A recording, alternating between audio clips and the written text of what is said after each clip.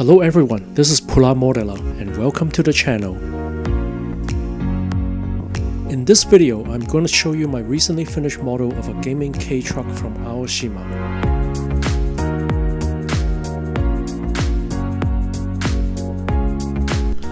There are obvious casting problems like shrink marks and casting lines on the truck that needs to be removed.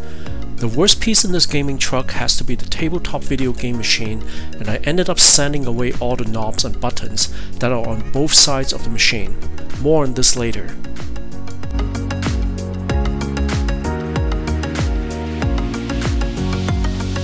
Since this is a video game truck, I thought it would look cool to backlight the video game screens.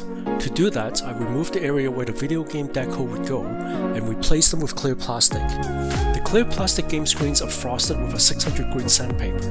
To add the LEDs, I used a piece of square tube styrene and drilled holes onto it so the LEDs could be inserted through the tube. After wiring all the LEDs together, I then created a battery holder with styrene sheets and copper tapes. For the desktop gaming machine, since I removed all the details such as the knobs and buttons, I recreated the joystick and buttons using a 3D printer. As for the gamer figure who's playing Oregon Racing, out of the box he looked quite horrible. I decided the least I could do is enhance his hair with epoxy putty. This is the first time I did such work, but I think it did enhance his overall look.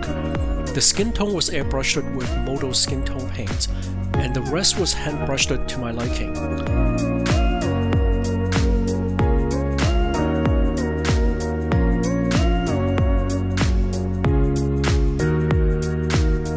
I hope you like what I did to this model, and please subscribe for more videos like these.